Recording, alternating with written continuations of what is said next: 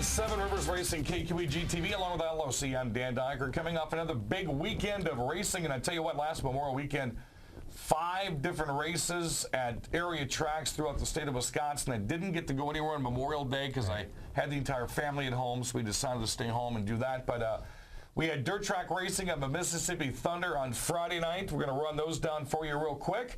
As Pure Stocks, George Richards out of Mondovi took the feature event. Brad Waits out of Rochester took the USRA Modifieds, and in a nice race there. USRA B-Mods were averaging 26th this year. Outstanding class. Jacob Blease out of Chatfield took that feature. Tommy Richards, hard to beat. He won the Super Stock feature at Mississippi Thunder. Doug Wojcik, straight stock feature win again. Alex Stevens won the A Mini Modified feature. B Mini Modifieds went to Matt LeDuc out of Cochrane, and the 600 mods went to Joe Provenzino. So again, Friday night, Mississippi Thunder Speedway, dirt track racing at its finest. Tundra Super Late Models we talked about last time. Right. Got their second race in at Golden Sands this past Memorial Monday. Dalton Zier out of Port Orange, Florida. Wow. 60-lap feature event. Mark Mackesy transferred into the feature by winning the 39-lap event, as did MG Gajewski. Gong Show went to Austin Lidke out of Adel, Wisconsin. That transferred him into the feature. And Nick Murgic won the 5 Fast Dash. So a lot of big racing results going on throughout Wisconsin. They got that racing just before the rain hit as well. The Crosse Speedway, boy, we were looking at rain pretty much the entire day. Yep. It was in my forecast and the radio station, and we get to the track, and the things actually turned out quite nice. Yeah, it was a really nice, it wasn't too hot, wasn't too cold, just a very nice evening for racing. Well, looking at the lacrosse late models, we're going to show you the last couple of laps of all of our races, as we had a lot of groups out and a lot of groups coming out this weekend as well. This night belonged to Mr. Calm Cole Howland. Once he found himself some clean air up front, got himself a nice race win, and it was interesting to talk to him and Steve Carlson. Carlson finishing second. Steve said he had a couple of times that he could have gotten past Cole, but the racer and man that Steve Carlson is didn't do what some thought some others would do in that situation. Yeah, Steve is such a good driver, and he's been doing it for so long, and I think he understands that Cole is a good driver and drives very clean, and that's his reputation. So you drive those drivers the same way, and Cole is one of those up-and-comers here at the racetrack. Well, again, he fended off Steve Carlson for several laps there to get his first feature win of the year. Carlson second. Brad Powell came out, looked awfully strong, took third. Sean Path, after having a couple of cars break, took a weekend off, recollected things, took 4th place, and looked very strong as well. Todd Korish came up and completed the number 5 position. Qualifying, Brad Powell came out 99.2 mile an hour, 19.79. The Honey Badger Brent Kirshner when he raced number 1. Adam Degenhardt won the Fast Dash. To the sportsman we go. 17 made the big feature. This was a fantastic night for Jared Logie in the Lucky Motorsports 79. Of course, his grandfather had passed away, a long-time race fan at the Speedway and even an employee of the Speedway. And I had said before the race started that I knew that he was dedicating this race to his grandfather, and you can see why he won it in style. Yeah, and being chased down there by Dr. Noyes and the whole group of sportsmen there, he did a very good job of holding his line. Well, Jake Arneson, the current point leader, made a couple of attempts, actually got his nose in a couple of times to the inside of Logging. He just kind of sped away there out of the turn 2 portion of the track and then down the back straightaway. Like you heard Al say, Dr. Noyes, Billy Martin was coming on strong, Steve Bachman was coming on strong, and that's how they finished. Rick Schermerhorn came out for the first time in 2013 and laid down a 5th place position. Talking about Jake Arneson, he was your fast time qualifier with a 22.2 at about 88.3 mile per hour. Justin Bird came out in the new Sportsman. It's his old Sportsman, but he's got it painted like Dick Trickle's old ASA Miller High Life car. It's really kind of cool with the gold and the white. He said by this next weekend, he'll have that thing stickered up. He won a heat race. Greg Scheck won a heat race. Fast Dash went to Steve Bachman. The Thunder Stocks at 13 cars. This is almost becoming the Sparta Bowl, as every driver except for one did not come from Sparta. And so far this year, it's been the Andy and Adam Moore show. But here to this night here, it was Jordan Myers. This had to have been one of the best Thunderstock features I've called in a long time with those 3 cars. A little bit of rubbing, but no one dumping nobody. It was just hard racing. And there again, these guys have been out here for a while. They understand the tracks, the setups, and these cars are all so equal. And from week to week, these guys never know which one is going to be in the prime spot. They're coming to the checkered flag. Right there. And yes, and so that's why these guys are racing so clean, because they don't want to get dumped the next week. Adam just missed that one by about a bumper, and I can guarantee you're going to see those three and our guests in the program today running like that all year. So Jordan Myers takes home the feature win. Andy Moore won the dash. Adam Moore won the heat, and Jordan Myers won the other heat. And we got about 4 or 5 cars that are solidly going to be running nip and tuck all the way to Oktoberfest. I can guarantee you that, because if you look at the top 3 right now, 1 point separates the top 3, and we've had 3 different point leaders over the first 5 weeks of racing at La Crosse. Hornet feature number 1, we had almost 50 Hornets. Outstanding job this time. 23 cars hit the first feature, and he's got one of the coolest paint jobs at the track. That would be Matt Moore, coming out of Tomah, Wisconsin. That number 90 has got the gray going on, he's got the orange going on, and just a fantastic ride. You know, over the last couple of years, a lot of these Hornets, you can tell that they take a lot of pride in their ownership of these vehicles. And with that number of 50 of these cars coming out here, and they're all looking good, this is an up-and-coming class, I got to think. Well, I would say almost 3/4 of the drivers, as you see more capture the checkered flag.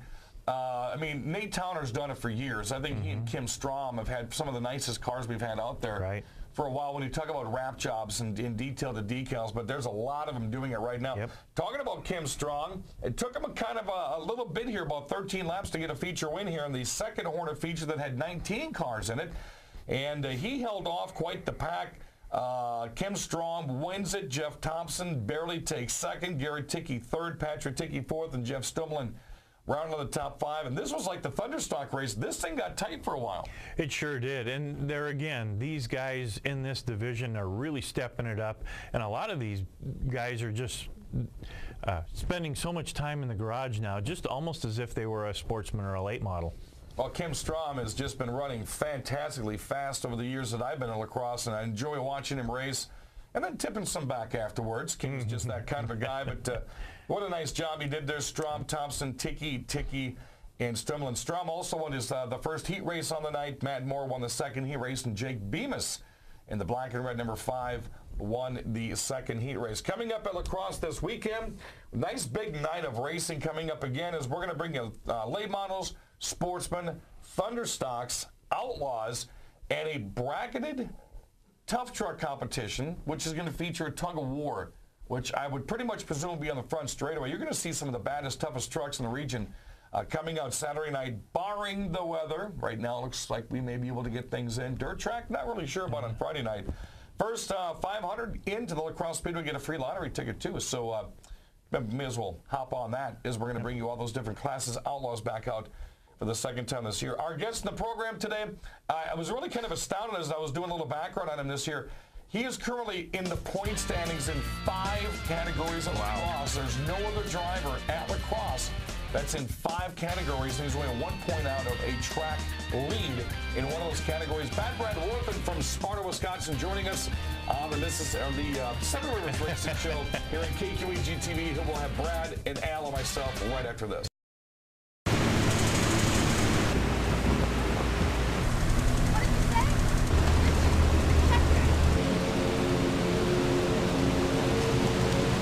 When you're all out of good ideas and you've moved on to the dumb ones, it's time. American Standard Heating and Air Conditioning, a higher standard of comfort.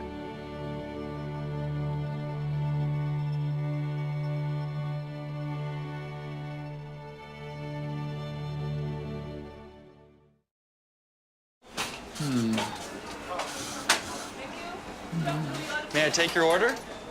Be not defeated by indecision. Choose the path that leads to a better day. Choose the way of the meal.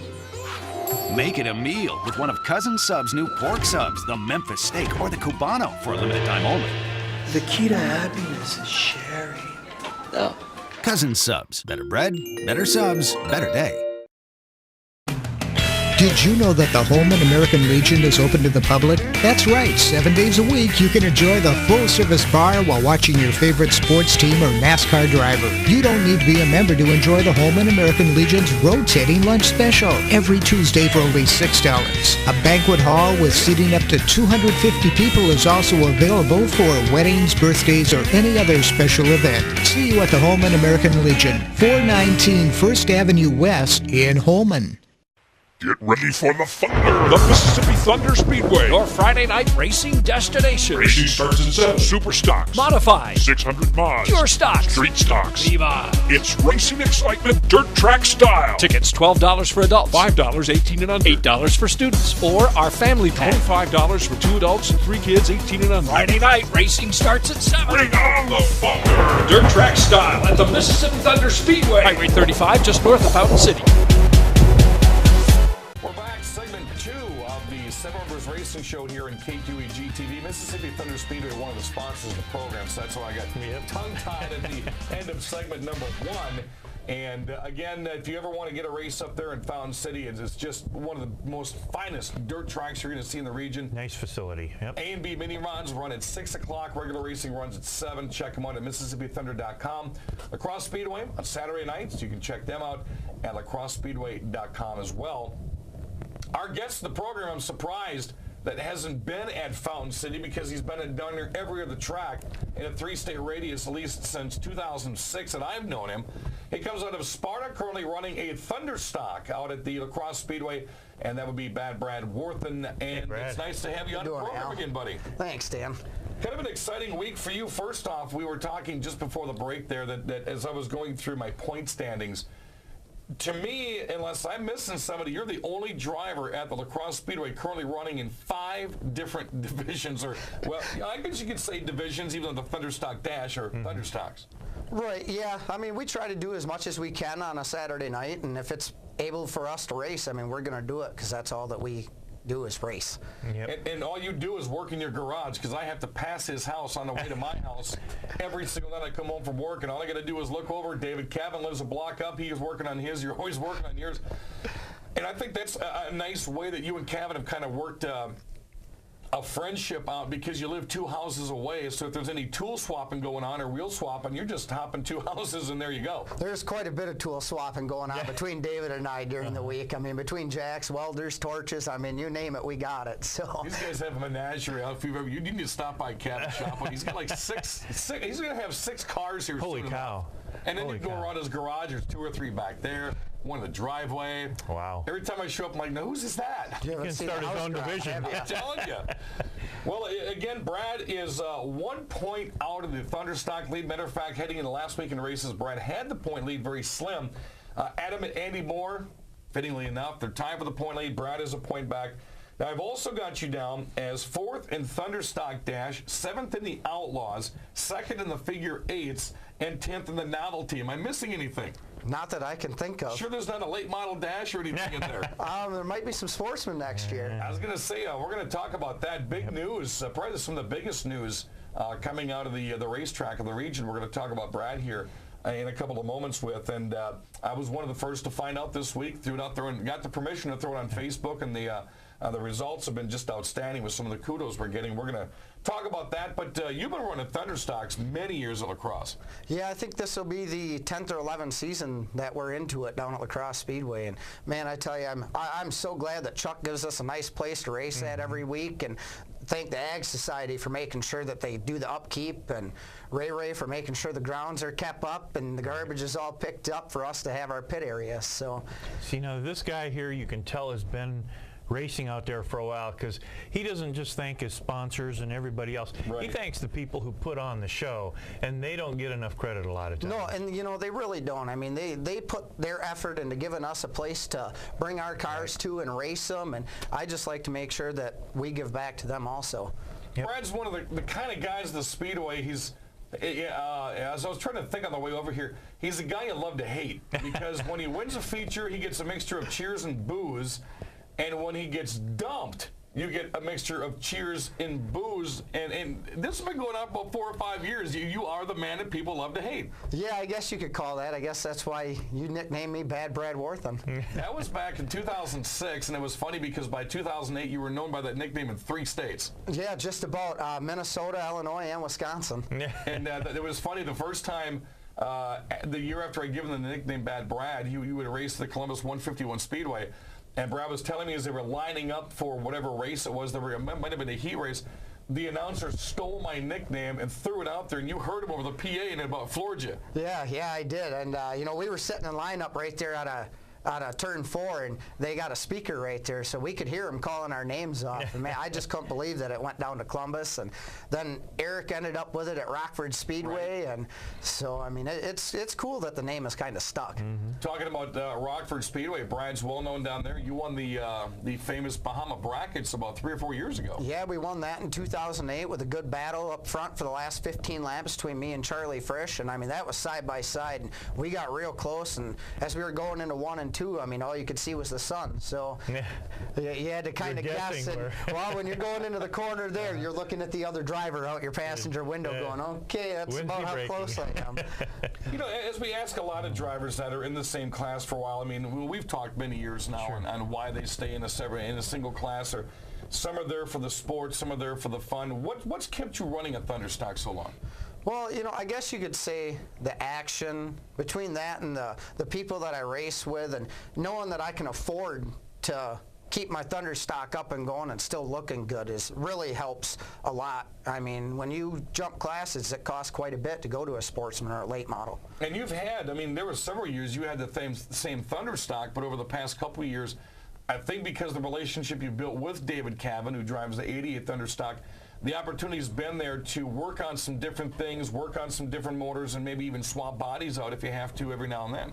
As far as that would go, David was nice enough in 2011. We were going for a point run, and I think we were like 2 or 3 points out, and we ended up wrecking our primary car, and that's right. How David and I got together. He had offered me his ride until I could afford to fix my new one, and we went and built that one throughout the whole summer and brought that down to Oktoberfest that year, raced like 8 laps, brake caliper stuck, and then we took it down to Bahamas the following week, and we were fast qualifier right out of the box with it. Matter of fact, David Cavan won an award at the Crosse Speedway banquet last year for doing that. I'd never seen a driver do that halfway through the season just gave up his car, and he watched it in the stands of the pits and let Brad run, and very successfully running with the Burroughs race team, getting a feature win down at Wisconsin Dells last year. Brad Warthan, our guest in the program.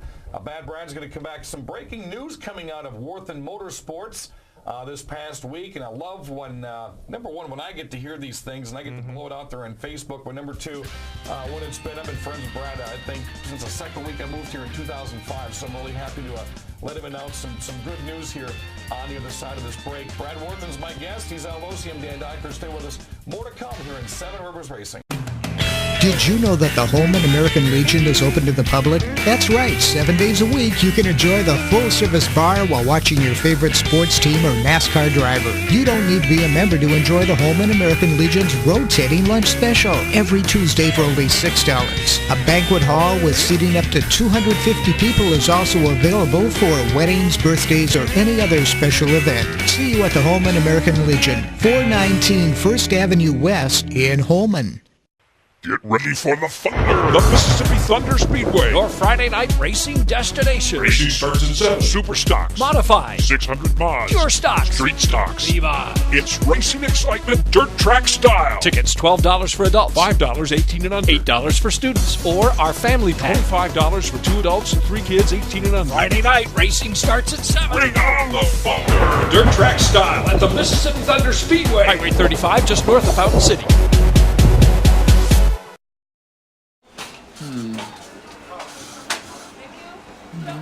May I take your order? Be not defeated by indecision. Choose the path that leads to a better day. Choose the way of the meal. Make it a meal with one of Cousin Sub's new pork subs, the Memphis steak, or the Cubano for a limited time only. The key to happiness is sharing. No. Cousin Subs. Better bread, better subs, better day. We're back one more time. 7 Rivers Racing here on KQEG TV. I'm Dan Dyke along with Al Losey, Brad Warthan. One of the kings of the Thunderstocks. This year it's going to be the Kings along with both Moores and possibly Jordan Myers, maybe Jason Bolster. Before we give some big news out of your camp this week, what is it like to run with the Jordan Myers and the Bolsters and Adam and Andy? This is the first time Adam and Andy have been on the same track in about 3 or 4 years, because when you win, you can't run that same division. First time in a while you've had to battle both of those guys. Yeah, you know, and there's Adam, a lot of history there. There is a lot of history there, but Adam and Andy are one of the top ones at the Speedway in the Thunderstock division, along with myself and Jason and Jordan too. It seems like you got a group of cars that are always within a tenth of a second of each other on the track. I mean, we run so tight and smooth with each other that we're not slamming into each other weekly. I mean, we're not taking each other out. Which people expect to see during the Thunderstocks. That's right. You know, I mean, as they call it, the bumper-to-bumper, door handle to door handle, slam and bang and thunders, you know. But there's a very good group out there this year. There's about 10 or 12 drivers that can put on a really nice show. And if you've noticed, Dan, we are the only feature in 3 weeks that's going flag to flag. Flag to flag, yeah. I had in my notes here that no cautions. Even the Hornets last week, and I don't think out of both of those huge features that the cautions had come up for either of those, and it's been a relatively quiet couple of weeks, per se, at the Crosse Speedway. Now, some news came out this week, and I was just so happy to see this, whether it was Brad or whether it was Al Losey Jr., it didn't matter who it was. When a driver gets an opportunity to do something huge in their racing career, it's just one of the reasons I love being in this area and being part of this big racing family. Go ahead and tell us what just transpired Monday into Tuesday. Well, it all kind of came about on Monday, Memorial Day, and I can't thank enough Dwayne Alseth and his wife Sherry for coming up and spending some time with me and taking a look at the garage and everything and giving me an opportunity to race the 2014 season in the Sportsman division. Awesome. And you know, and that's going to be for a couple of big sponsors, Unique Edge Customizing. Yeah. Access Mobility. And Access Mobility. Gaming Generations, too. So now, to some people that watch the show, we just built this up, that this is going to be a huge announcement.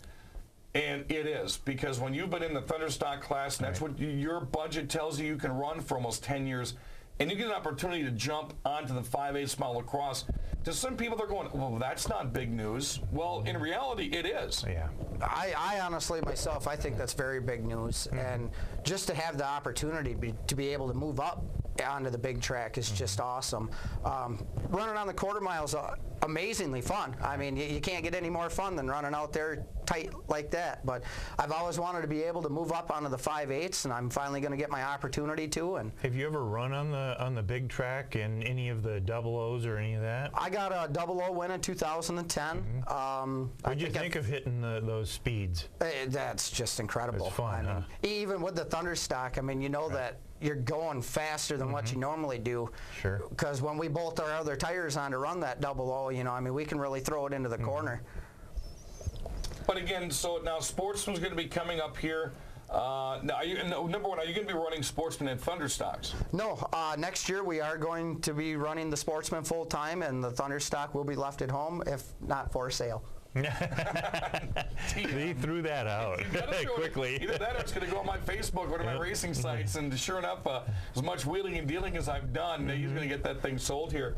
So now, how much practice? I mean, obviously, you've only dabbled on that 5/8 mile. I talked to Jeff Thompson this year. He's been running Hornets on that quarter mile for forever. What the adjustment is to go from there to the big track, and he said, damn, that's fast. It is quite a speed change. I mean, you're going from like a 65 mile an hour car to around an 88 mile an hour car. As far as speed change for me would go, being able to travel the tracks like I have in the past, running at the Dells last year, we were right around 88, 90 miles an hour in the Pier Stock too on a short track. So I'm hoping that really helps my ability out for next season. And one of the other questions somebody asked me this year, does Warthan think he's ready to run with the Bachmans, the Humfelds, the Gilsters, and the Shermerhorns, and the Loggings? as long as I know that we have a good piece underneath us, I'm pretty sure I think that I'll be able to hang with them. I mean, seat time. Yeah, seat time definitely. As far as, right at the beginning of the season, I'm sure that it's going to take a couple of weeks to get used to the car and get used to driving with new drivers that I haven't raced with or haven't raced with in years. But I think we'll be okay, and we'll just have to see and wait what happens. And I've got to ask, okay, because people have said, well, why did you give Bad Brad that name? Well, I'd seen how you drove. You're a very aggressive driver. I mean, I'm not going to say you're not. You're a very aggressive driver. You want to win races, whether it's a heat race or a feature race. But now you get into the sportsman class, and after sportsman drivers have watched how you've raced, and I'm not saying it's a bad thing whatsoever because people like aggressive drivers. Do you think that they're going to keep that in the back of their mind, saying, okay, now Warthan's not going to come here to mess around. He's not going to be one we're going to lap in 5 or 6 laps. This guy's going to be able to come out and contend. I'm definitely hoping that I'm going to be able to be up on the wheel on it and have a good engine underneath me, powered by Burroughs hopefully next year. And, it's just, I'm sure everything's going to be in the back of their minds of how I've raced in years past. And you've raced against some of these guys already. Some of these guys, yes, I have. So you have a history with them, so they understand where you're going to be. Matter of fact, the track too, Stevie Bachman, very good example. We used to race go-karts together. There you go. Oh yeah, that's right. and it's funny because Bachman's one of those that went to the channels, and then is very successful in sportsman this year. Josh Hazley running a sportsman, the popcorn kid. Went from winning track championships at the Cooley Go-Kart Raceway to selling popcorn last year to getting into a car this year that was the 99 Toncourt Sportsman Champion car. You got a couple of other thank yous you wanted to pass along before we're done with the show? Yeah, definitely. I got to thank my sponsors, the Thunderstocks, Service Plus Heating and Cooling. They always supply us with all of our sheet metal and access to tools and anything that we need. Burroughs Racing Engines supplied us with a power plant for this season. Innovative Movers, Jeff Meyer, he's always been there for probably around the last 12 years of my racing career. Nice. And I can't thank enough Corey Jankowski, CJ Construction. He pretty much helped me out, gave me a job, got me eating healthy. He's got me stuck on them Hableman Brother Company cranberries. Them are fresh fruit right there. You ever go to a Jankowski postseason race party? You don't like cranberries? Cranberries. You're going to, by the time that 4-hour thing is done out there in Tome. I've been out there, and that's quite the bash. Well, Brad Warthan, our guest in the program, our current Thunderstock, and you're going to be on the Outlaws this weekend? I'm not sure if we are or not, but one other thing that we do have to thank is these guys for giving me this chance to go sportsman this year. Unique Edge, Access Mobility, Gaming Generations, and Dwayne and Sherry Alseth. Also Scott Stanton, he's going to be pitting with us, and hopefully we can make something work. What's the number going to be? 22. All right. Registered it yesterday. All right. He's going to get a jump start of the 2014 season. You got to like that. And very proud of Brad. Again, I've been a really good friend with Brad ever since I've been living in the Sparta area. And was really excited to hear that news come out this week. And on behalf of all of us here at Seven Rivers Racing, the best of luck to you. And we hope you can get maybe a feature in. Billy Martin did it in his first year, 4th race, got a feature win, so you never know. Maybe I'll have to start getting some of Dr. Noise's racing simulators. Game Generation. That's right. All right, so Brad Warthan and Al Losi. Next week, we're going to show you some stuff that Al does away from the TV studio. This guy's got some fishing pictures that are going to be quite amazing. We're going to get them to Jess. Oh, boy. I'm Dan Diker. Thanks for joining us. More to come here.